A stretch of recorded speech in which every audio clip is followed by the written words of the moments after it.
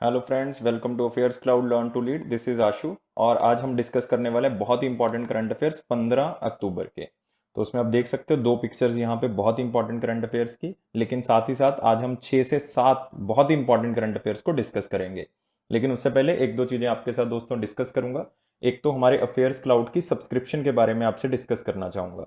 Basically आप affairs cloud की subscription bye कर सकते हो बहुत ही नॉमिनल प्राइस पे। उसके दो मेथड हैं बाय करने के। एक तो आप हमारी साइट पे सीधा विजिट करो affairs cloud slash current affairs पे, और या फिर डिस्क्रिप्शन बॉक्स में जाओ, इस वीडियो के नीचे है तो उसमें लिंक दिया हुआ है। अब वहां से भी जो है वो डायरेक्टली सब्सक्रिप्शन लिंक पे पहुंच जाओगे। बहुत ही नॉमिनल प्राइस पे हम ये सब्सक्रिप्शन दे रहे हैं और इसमें आपको क्या क्या मिलेगा। आपको डेली करंट अफेयर्स मिला करेंगे, आपको वीकली पीडीएफ्स मिला करेंगे, वीकली टेस्ट आपको मिला करेंगे और जो कि वीक वाइज अरेंज होंगे और आपको अपने आप को इवेल्युएट करने में हेल्प मिलेगी। और दोस्तों एक मंथली पीडीएफ मिलेगी, लेकिन इसमें एक पीडीएफ नहीं होगी। मंथली पीडीएफ में आपकी नीड्स के अकॉर्डिंग हमने इस पीडीएफ को बनाया हुआ है, जैसे टॉप 100 क्वेश्चन उस मंथ के, ताकि आप फटाफट उसको रिवाइज कर सको।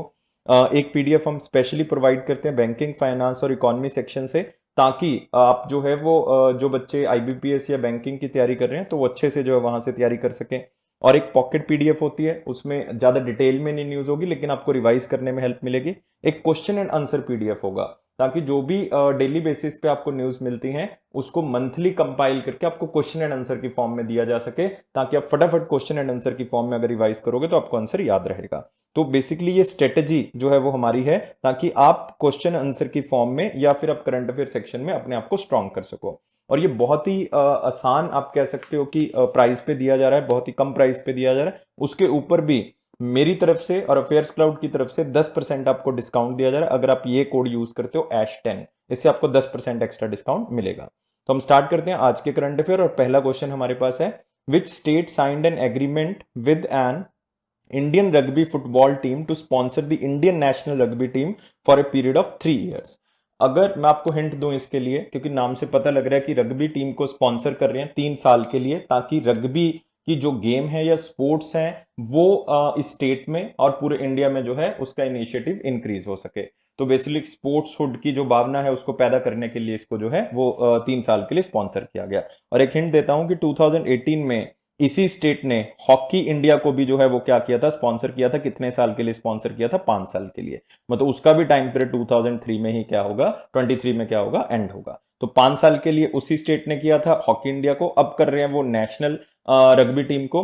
तो वो कौन सी स्टेट है वो दोस्तों, कौन सी है? ओडिशा। आंसर क्या आएगा? डी आंसर आएगा। नवीन पटनायक जी जो है वो स्पॉन्सर कर रहे हैं 2023 तक। और इसका मोटिव एक ही है कि स्पोर्ट्स और साथ ही साथ जो है वो इंडिया में इसके रोल को क्या करना है, इनहेंस करना है। तो ये उड़ीसा गवर्नमेंट का टारगेट रहा।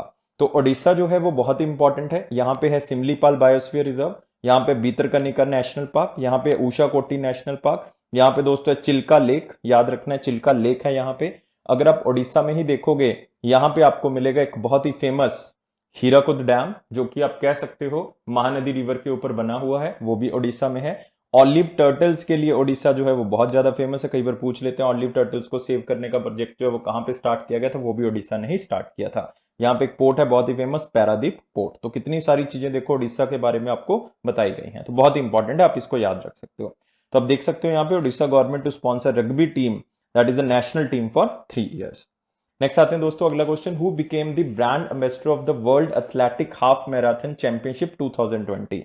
तो इसमें दो क्वेश्चन है। एक तो ब्रांड एम्बेसडर तो आपने बताना ही है, जो सिंपल क्वेश्चन आपको पूछा गया है। दूसरा इसमें क्वेश्चन है कि world athletic half marathon championship जो है वो इस बार कहां पे हो रही है। ये भी आपको पता होना चाहिए कि 2020 में इसका जो पूरा का पूरा इवेंट है या इसको ऑर्गेनाइज किया जा रहा है वो कहां पे ऑर्गेनाइज किया जा रहा है। तो आपको पता होना चाहिए वो कहां पे हो रहा है। वो हो रहा है गडीनिया में। कहां पे?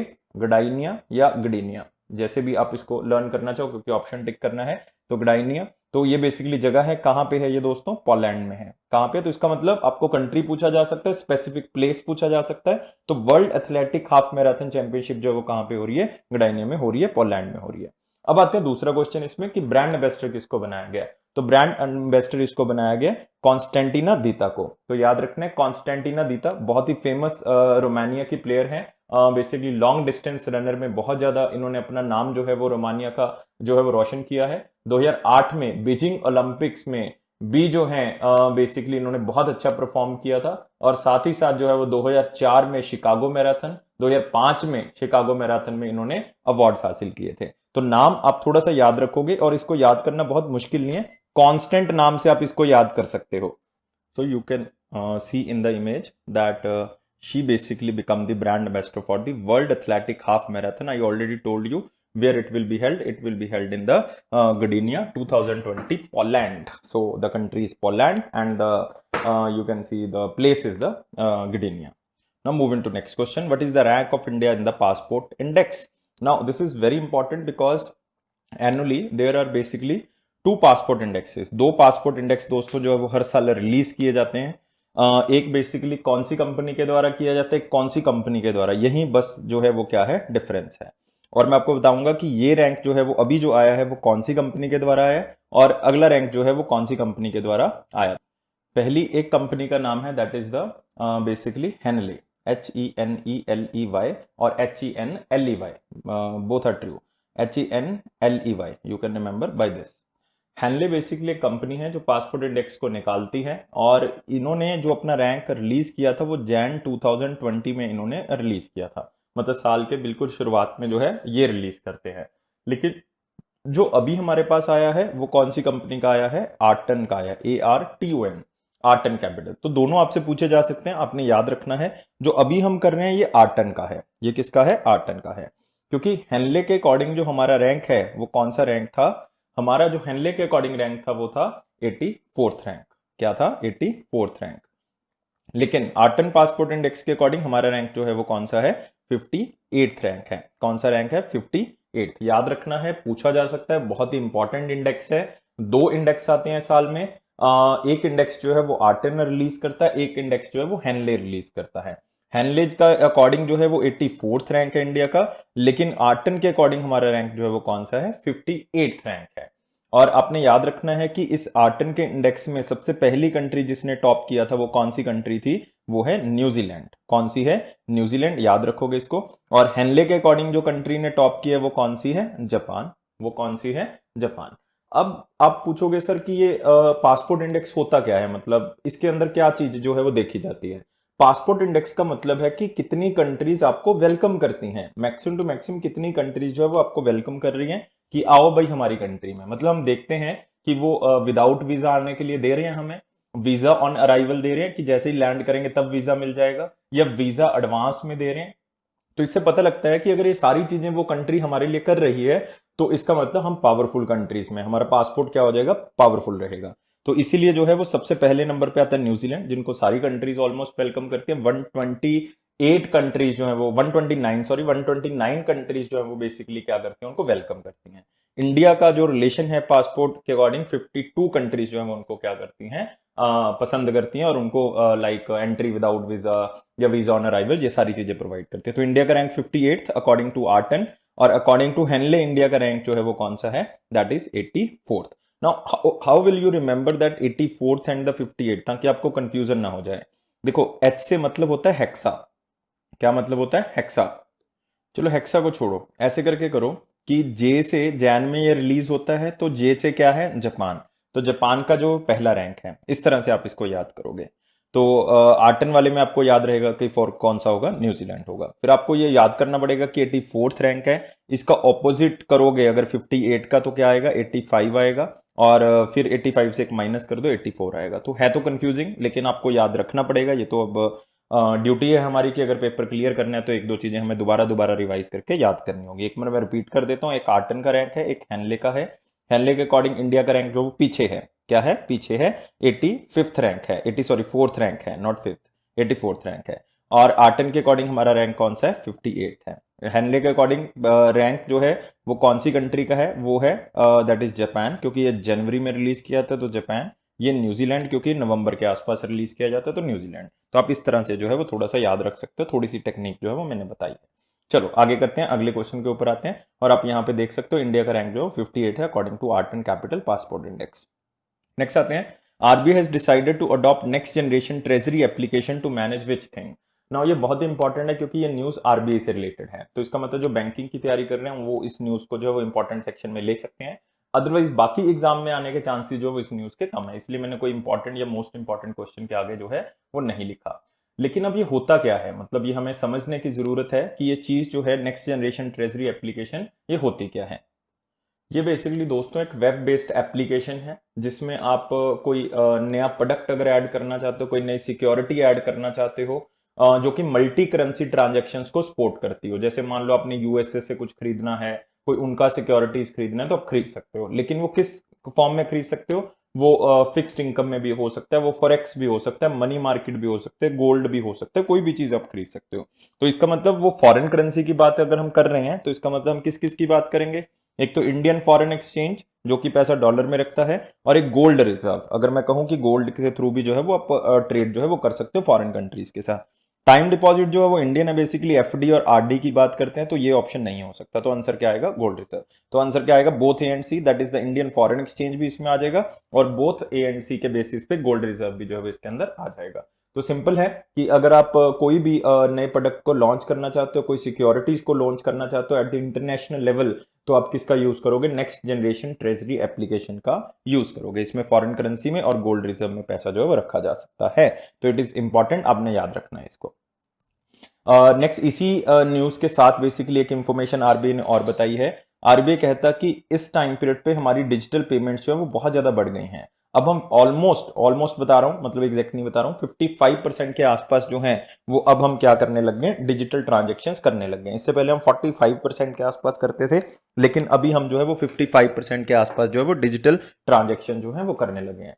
बहुत बड़ा इंपैक्ट है अगर आप देखोगे, क्योंकि ये सुविधा जो है वो आरबीआई ने प्रोवाइड की है। चाहे आप कह लो कि एनईएफटी जो है वो हो गया है बहुत अच्छे से, आरटीजीएस जो है वो बहुत अच्छे से हो गया, आप कह सकते हो डीमोनेटाइजेशन के कारण लोगों ने इसका यूज करना स्टार्ट कर दिया है, या जो यूपीआई एप्स हैं बेसिकली, या गूगल पे है, पेटीएम है, या और भी बहुत सी एप्स हैं, तो उससे भी जो है वो बहुत आसान हो गया है कि एक ठेला लगाने वाला या एक बहुत बड़ा रेस्टोरेंट, दोनों के पास जो है वो आप वो कोड क्या कर सकते हो? यूज कर सकते हो। इसी के कारण डिजिटल पेमेंट जो है वो क्या होगी? इंक्रीज होगी। नेक्स्ट क्वेश्चन आते हैं, what is the name of the card which is launched by early salary in collaboration with national payment corporation of India? ये एक अलग तरीके का इनिशिएटिव है जो कि अर्ली सैलरी एक एप्लीकेशन है, उन्होंने यूज किया है, किसके साथ कोलैबोरेट करके किया? National payment corporation of India. तो इस सिस्टम के अंदर क्या है कि जीरो टच डिजिटल कार्ड है। जीरो टच का मतलब आपने कुछ टच नहीं करना, आपकी ऐप के अंदर ही होगा। तो इसमें क्या होगा कि ये आपको एक कुछ क्रेडिट जो है वो फिक्स करने के लिए कहेगा। मान लो आपकी सैलरी जो 50,000 है, तो उसमें जो है वो ये सैलरी कार्ड जो है वो इशू हो जाएगा। मान लो 50,000 रुपए इसमें आ जाएंगे, लेकिन इसमें एक फीचर होगा कि आप एक क्रेडिट लिमिट डिसाइड कर दोगे। जैसे मान लो 50,000 में से आपने कह दिया कि 20,000 की मैं लिमिट सेट कर रहा हूं, तो उसमें आप शॉपिंग कर सकते हो, उसमें आप मेडिकल एक्सपेंसेस कर सकते हो, ट्रेवल, एंटरटेनमेंट, ताकि आपको पता लगे कि इससे ज्यादा जो है वो खर्चा ना हो सके। तो इससे आप सेविंग भी कर सकते हो, और बाय डिफॉल्ट आप अपनी जो नीड्स है वो भी क्या कर सकते हो? पूरी कर सकते हो। तो बेसिकली एक डायनेमिक सा सोल्यूशन जो है वो दिया गया है। तो ये बहुत ही अच्छा सिस्टम जो है वो स्टार्ट किया गया है, और ये किसने किया है? अर्ली सैलरी ने स्टार्ट किया है। और उस कार्ड का नाम क्या है? That is the salary card. नाम से पता लग रहा है उसका नाम क्या है? Salary card. तो याद रखोगे आप दोस्तों सैलरी कार्ड के नाम से। तो आप यहां पे देखोगे सैलरी कार्ड जो है वो अर्ली सैलरी ऐप ने जो है वो स्टार्ट किया, तो इसको याद रखोगे, बहुत इंपॉर्टेंट है। नेक्स्ट आते हैं दोस्तों अगला क्वेश्चन। बेसिकली ये न्यूज नहीं है, एक इंफॉर्मेशन है, क्योंकि मैंने आपको बताया था कि जो भी जीडीपी कॉन्ट्रैक्शन के बारे में जो भी चीजें आ रही हैं उसकी मैं एक अलग से क्या बनाऊंगा? वीडियो बनाऊंगा, ताकि आपको सारा का सारा जीडीपी का डाटा जो है वो क्लियर हो जाए कि कौन सी एजेंसी जो है वो कितना बता रही है। लेकिन जब तक ये आ रहे हैं डाटा तब तक हम वीडियो नहीं बना सकते, क्योंकि एक बार कंप्लीट हो जाने दो फिर मैं इकट्ठा इसका एक वीडियो बना दूंगा। तो इंटरनेशनल मॉनेटरी फंड का जो बताया गया है उसका डाटा क्या कहता है कि इंडिया की जीडीपी कॉन्ट्रैक्ट करेगी कितनी? 10.3% in the financial year of 2020-21। मतलब एक साल के अंदर इंडिया की जीडीपी कॉन्ट्रैक्ट करेगी। वो पता ही है सबको कि कोविड-19 के कारण कॉन्ट्रैक्ट तो करेगी ही करेगी। और साथ ही साथ अलग अलग एजेंसीज ने अलग अलग बताया, तो अभी आपने याद नहीं करना, लेकिन जब भी ये पूरा हो जाएगा मैं आपको बता दूंगा। लेकिन फिर भी जितना याद रहता है आप कर सकते हो इसमें से। और हमारे लिए यहाँ पे एक इंपॉर्टेंट हो जाती है इंफॉर्मेशन आईएमएफ के बारे में। आईएमएफ की जो मैनेजिंग डायरेक्टर है वो कौन है? Kristalina Ivanova. क्रिस्टलिना इवानोवा, चाहे ओनली क्रिस्टलिना से भी जो है वो याद कर सकते हो। और एक बहुत ही इंपॉर्टेंट बात यह है कि इसके अंदर एक इंडियन इकोनॉमिक काउंसलर है। इंडियन इकोनॉमिक काउंसलर का नाम क्या है? गीता गोपीनाथ। याद रखना है इस लेडी का नाम, गीता गोपीनाथ। ये इंडियन इकोनॉमिक काउंसलर हैं जो आईएमएफ के अंदर लगी हुई हैं। और हेडक्वार्टर आईएमएफ का आपको पता ही है वॉशिंगटन डीसी, जहां पे वर्ल्ड बैंक को बनाया गया था, एक साथ इनको बनाया गया था। और मेंबर कंट्रीज भी जो हैं वो 189 कंट्रीज हैं। इतनी ही किसकी हैं? वर्ल्ड बैंक की हैं। तो मेरे ख्याल से कोई भी याद रखने में इसमें प्रॉब्लम आपको नहीं आएगी। नेक्स्ट क्वेश्चन आते हैं, the central government has formulated a panel of secretaries under which cabinet secretary to streamline the spectrum allocation process. इसको मोस्ट इंपॉर्टेंट क्वेश्चन में इसलिए मार्क किया है क्योंकि जो बंदे का मैं आपको नाम बताने जा रहा हूं वो बहुत ही इंपॉर्टेंट है बंदा, और वो सारे सेक्रेटरीज का बेसिकली क्या है, हेड है, कैबिनेट सेक्रेटरी है गवर्नमेंट ऑफ इंडिया का, तो बाय डिफॉल्ट वो बहुत इंपॉर्टेंट है। और उस बंदे का नाम क्या है, राजीव गौबा। याद रखना है, पहले होम मिनिस्ट्री में भी रह चुके हैं, फाइनेंस मिनिस्ट्री में भी सेक्रेटरी रह चुके हैं, अब जो है वो कैबिनेट सेक्रेटरी है सेंट्रल गवर्नमेंट के, किसी डिपार्टमेंट के अंडर नहीं है। लेकिन जितने भी डिपार्टमेंट्स हैं उनके सेक्रेटरीज को ऐड करके, मतलब सेम इंपॉर्टेंट मिनिस्ट्रीज के कैबिनेट मिनिस्टर्स को जो हैं उनके जो सेक्रेटरीज हैं उनको ऐड करके एक पैनल बनाया गया है सारे सेक्रेटरीज का। उसको लीड कौन करेगा, वो लीड करेंगे राजीव गौबा जी। और वो लीड इसलिए करने हैं ताकि जो स्पेक्ट्रम एलोकेशन है, लाइक 5G हो गया, 4G पहले चल रहा था, तो जो स्पेक्ट्रम एलोकेशन है उसमें ट्रांसपेरेंसी आ सके, उसमें हम ज्यादा से ज्यादा अच्छे से जो वो एलोकेशन रिसोर्स कर सकें। तो इसलिए जो है वो उसको क्या किया गया है, एक पैनल जो है वो बनाया गया है। तो बाकी हमारे पास कौन है, अजय कुमार भल्ला जी आप यहाँ पे देख रहे हो, ये होम सेक्रेटरी हैं, याद रखोगे होम सेक्रेटरी हैं। अजय भूषण पांडे जी हैं, ये हमारे पास क्या है, फाइनेंस सेक्रेटरी हैं। क्या है, फाइनेंस। मोस्ट इंपॉर्टेंट पर्सन होता है दोस्तों फाइनेंस सेक्रेटरी, क्योंकि 1 रुपए के नोट के ऊपर किसके साइन होते हैं, फाइनेंस सेक्रेटरी के। और वो कौन है आजकल, अजय भूषण पांडे। पहले थे हसमुख अधिया लेकिन वो चले गए हैं, तो अजय भूषण पांडे जी आए थे। अब देख सकते हो यहाँ पे राजीव गौबा, नाउ ये कैबिनेट सेक्रेटरी है सेंट्रल गवर्नमेंट के, तो याद रखोगे, इंपॉर्टेंट है। नेक्स्ट आते हैं, which joint anti terrorist exercise recently handled between Indian army and the Maharashtra police. Police और आर्मी के बीच में कभी एक्सरसाइज हुई है, terrorist anti terrorist exercise. Basically अगर आप देखोगे विद इन इंडिया अगर कोई एक्सरसाइज होती है, लाइक आर्मी के बीच में, पुलिस के बीच में, या कोस्टल एक्सरसाइज होती है, तो उसका नाम जो है वो बहुत जगह पे जो है वो आपने सुना होगा, और नाम क्या है उसका, सुरक्षा कवच। तो याद रखोगे आंसर क्या होगा दोस्तों, इसका सी होगा, which joint anti terrorist exercise recently held between army and the Maharashtra police, that is the Suraksha Kavach. तो याद रखोगे इसको। और यहाँ पे देख सकते हो सुरक्षा कवच आर्मी और महाराष्ट्र, वो आपको स्टेट भी पूछ सकता है कि सुरक्षा कवच किस स्टेट पुलिस के साथ हुई है, तो आपने याद रखना है वो महाराष्ट्र है। नेक्स्ट आते हैं, Narendra Modi release the new coin of ₹100 denomination to honour the legacy of which person. किसकी याद में जो है वो ₹100 का कॉइन जो है वो इशू किया गया है। बेसिकली 100 साल जो है वो पूरे हुए हैं, क्योंकि उनका जन्म बेसिकली 1919 में हुआ था, तो उनकी याद में जो है बेसिकली एक कॉइन जो है मोदी जी ने, एक आप कह सकते हो उनकी लेगेसी को बरकरार रखने के लिए उन्होंने इशू किया। और वो पर्सन कौन है ये आपने मुझे बताना है, और आंसर क्या है उसका, yes guys, answer is D, Rajmata Vijaya Raje Scindia. याद रखना है, ज्योतिरादित्य सिंधिया के रिलेशन में है, तो राजमाता विजय राजे सिंधिया। तो आपको पता ही है कि कौन सी स्टेट से बिलोंग करती होंगी, मध्य प्रदेश से बिलोंग करती होंगी।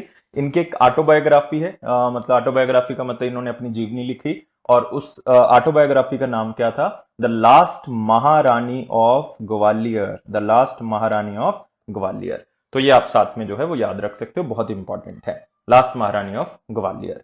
तो राजमाता विजय राजे सिंधिया, आप कह सकते हो रॉयल फैमिली से बिलोंग करती हैं, पार्लियामेंट की भी सदस्य रह चुकी हैं, इवन बीजेपी की वाइस प्रेसिडेंट भी रह चुकी हैं। 2001 में इनका जो है वो देहांत हो गया था, 2001 में देहांत हो गया था। और इनका जन्म जो है वो 12 अक्टूबर 1919 में हुआ था। मैं पहले बता चुका था कि 1919 में इनका जन्म हुआ था। तो याद रखना दोस्तों, राजमाता विजय राजे सिंधिया। और प्राइम मिनिस्टर मोदी जी ने ये ₹100 का एक कमेमोरेटिव आप कह सकते हो कॉइन जो है इशू किया है। नेक्स्ट आते हैं दोस्तों अगले न्यूज के ऊपर, what is the name of the nano satellite which will be launched by NASA. बहुत ही एक बड़ी अचीवमेंट है अगर आप कहोगे इंडिया की, कि इंडिया के तमिलनाडु के 3 स्टूडेंट्स ने एक नैनो सैटेलाइट बनाई, और बहुत ज्यादा नैनो सैटेलाइट्स उस कंपटीशन के अंदर पार्टिसिपेट किया था, अलग अलग अकेडमिशियंस ने पार्टिसिपेट किया था, इवन अलग अलग कंट्री के लोगों ने उसमें पार्टिसिपेट किया था, लेकिन उसमें सेलेक्ट जो हुई है वो इंडिया की हुई है। तो ये बहुत ही एक मैं कहूंगा कि प्राउड की बात है कि एक नैनो सैटेलाइट जो है वो इंडिया का सिलेक्ट हुआ है, और नासा उसको क्या करेगा, लॉन्च करेगा। नासा उसको लॉन्च करेगा। उस सैटेलाइट का नाम आपने बताना है, और न्यूज में कुछ खास नहीं है, और उस सैटेलाइट का नाम क्या है, इंडिया सैट। और बस इतना याद रखना है कि किस स्टेट के स्टूडेंट्स ने इसको बनाया, 3 स्टूडेंट्स थे तमिलनाडु स्टेट के, उन्होंने इसको बनाया है। इतनी चीज जो है वो आपने याद रखनी है, और इस न्यूज में कुछ नहीं है, इसलिए वेरी इंपॉर्टेंट क्वेश्चन में डाल लो, जो क्वेश्चन जैसा मैंने करवाया ऐसा ही याद कर लो बस। नेक्स्ट आ जाओ, अगर आप देखोगे नैनो सैटेलाइट ऐसे दिख रहा है, देखो हाथ पे रखा हुआ, इससे ज्यादा नैनो जो है वो आने वाले टाइम में हो सकता है, लेकिन ये सबसे जो है वो नैनो सैटेलाइट्स में गिना जाएगा। तो नासा इसको लॉन्च करेगा। नेक्स्ट आते हैं, विच state launch the state of the art mobile water testing laboratory when. ये जल जीवन मिशन जो आप सुनते हो कि 2024 तक हमने जो है वो जल जीवन मिशन के टारगेट्स को अचीव करना है, तो उसी का बेसिकली एक हिस्सा है कि आजकल जिस तरह से जो अभी गर्मी से सर्दी का मौसम जो है वो चेंज हो रहा है, आप देख रहे हो खास करके नदर्न इंडिया में, तो उसमें आप देखोगे कि जो वाटर बॉर्न डिजीजेज हैं, जो पानी से पैदा होने वाली बीमारियां हैं वो बढ़ रही हैं, जैसे मलेरिया हो गया, डेंगू हो गया। तो अगर ये बढ़ रही हैं तो इसका मतलब पानी को टेस्ट करवाना जरूरी है कि वो पीने लायक है भी या नहीं है। तो उसको चेक करवाने के लिए ये मोबाइल वाटर टेस्टिंग लेबोरेटरी जो है वो वैन स्टार्ट की गई है। और ये स्टेट जो है वो पहली स्टेट बन गई है जिसने ऐसे वैन के थ्रू जो है वो पानी टेस्टिंग का सिस्टम जो है वो स्टार्ट किया है। तो आपने बताना है कि कौन सी स्टेट है वो। तो वो स्टेट दोस्तों कौन सी है? हरियाणा। चीफ मिनिस्टर मनोहर लाल खट्टर जी। और बहुत ही फेमस वाइल्ड लाइफ सेंचुरी आपको अब मिलेंगी हरियाणा में। जैसे एक नाम मैं बताता हूं, कालेसर, बहुत ही इंपॉर्टेंट है, Kalesar wild life sanctuary, Kalesar wild life sanctuary. और भी लिख सकते हो आप, जैसे अगर आप लिखो यहाँ पे अबूब शहर, अबूब शहर वाइल्ड लाइफ सेंचुरी, बहुत ही फेमस वाइल्ड लाइफ सेंचुरी जो है वो वहां की है। Nahar wildlife sanctuary also in the Haryana. So ये सारी की सारी बेसिकली कहां पे है दोस्तों? हरियाणा में है। और हरियाणा वैसे भी बहुत ज्यादा फेमस है बिकॉज पर कैपिटा इनकम के बेसिस पे हरियाणा टॉप स्टेट्स में से एक स्टेट है। तो हरियाणा को थोड़ा सा आपने याद रखना है इस चीज के बेसिस पे। और जल जीवन मिशन के तहत इनका टारगेट है कि हम 2022 तक जो है वो सारे अर्बन हाउस होल्ड्स में भी जो है वो पानी क्या कर देंगे? पहुंचा देंगे। इन्होंने ऐसा टारगेट जो है वो सेट किया था कि 2022 तक हमें ऐसा अचीव कर लेंगे। लेकिन अभी आपको पता ही है कि गोवा पहली स्टेट बन गई है जिसने अपने सारे हाउस होल्ड्स को जो वो पानी क्या कर दिया है? प्रोवाइड कर दिया है। तो ये भी आपको जो है वो याद होना चाहिए। उनका टारगेट 2021 का था लेकिन वो अचीव कर चुके हैं इसको। तो इंपॉर्टेंट हो गया, याद रखोगे, मनोहर लाल खट्टर जी।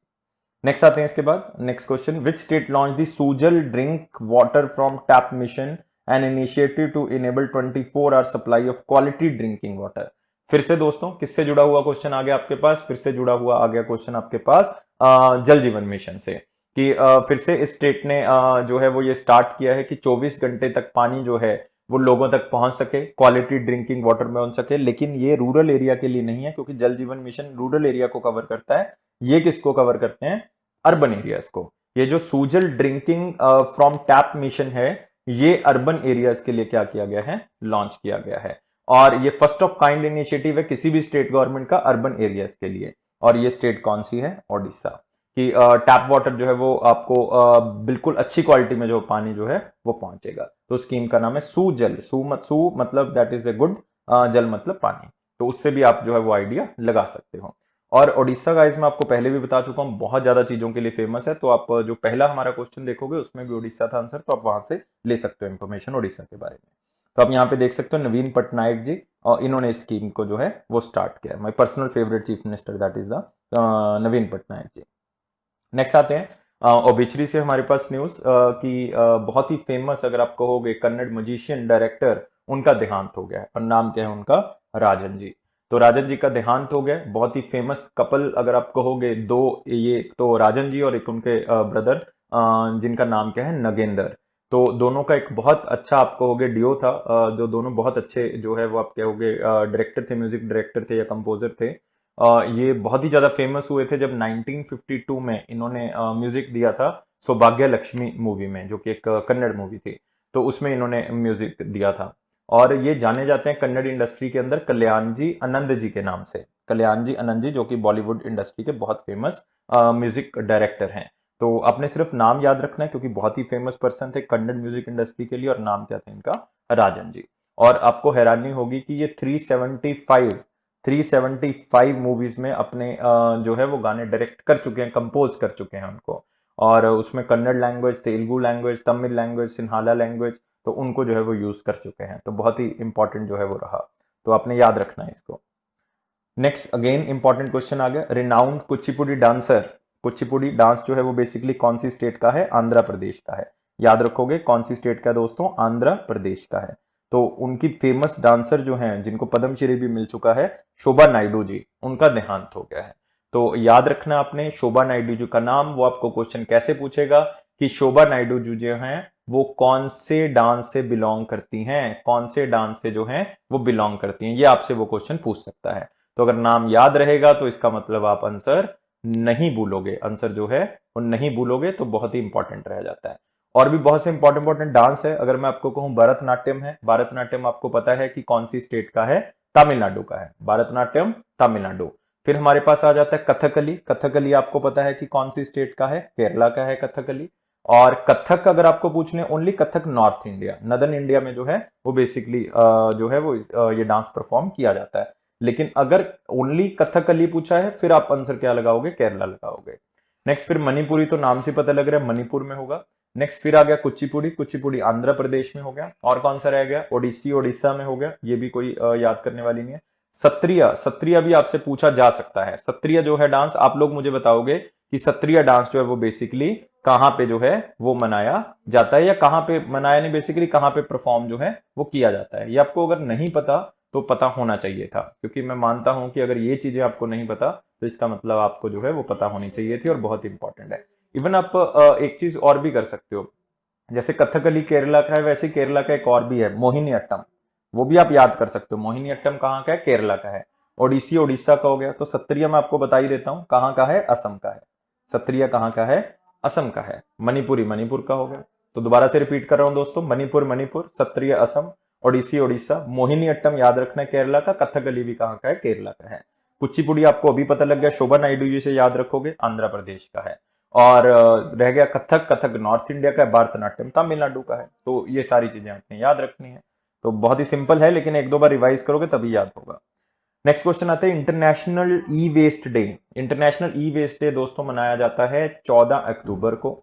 नाम से पता लग रहा है क्यों मनाया जाता होगा, ताकि लोगों को अवेयर किया जा सके कि ई वेस्ट को रिसाइकल जो है किया जा सकता है, इसलिए उसको रिसाइकलिंग बॉक्स में डालना है और उसको किस तरह से रिसाइकल किया जाता है ये भी लोगों को एजुकेट करना है। इसलिए इसका थीम क्या रखा गया है? एजुकेशन रखा गया है, कि लोगों को वेल अवेयर करवाना है ई वेस्ट डे से, ताकि इसको रिसाइकलिंग के बारे में लोगों को पता लगे।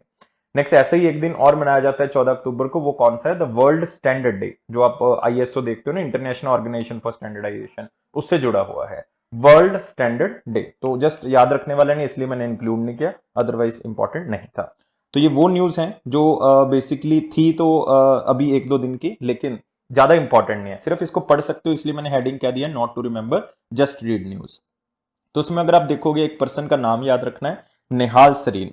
किससे बिलोंग करते हैं? चेस से। इन्होंने अभी chess.com 2020 junior speed online championship जो है वो जीती है। तो निहाल सरीन के नाम से याद रखोगे। नेक्स्ट वर्ल्ड स्टैंडर्ड डे मैं अभी आपको बता के हटा हूं, 14 अक्टूबर को ही मनाया जाता है। नेक्स्ट एक कमेटी बनाई है एआईसीटी ने, ताकि जो प्रोफेशनल इंजीनियरिंग कॉलेजेस हैं या प्रोफेशनल इंजीनियरिंग जो कैरिकुलम है उसको किस तरह से हम मैनेज करें, तो एमएस अनंत जी को जो है उसका हेड बनाया गया, लेकिन कोई इंपॉर्टेंट नहीं है। इंटरनेशनल डेट स्टैटिक्स 2020 रिलीज किया गया वर्ल्ड बैंक की तरफ से, और टॉप 10 कंट्रीज बताई हुई हैं जिसमें सबसे ज्यादा पैसा जो है वो बोरो किया हुआ है, जिसमें इंडिया का, चाइना का नाम जो है वो आगे है। नेक्स्ट फिर आ गया इंडिया नॉर्वे का जो है वो 6th सेशन था, ज्वाइंट कमीशन का सेशन था, ताकि किस तरह से बाइलेटरल रिलेशन को और ज्यादा स्ट्रेंथन किया जा सकता है।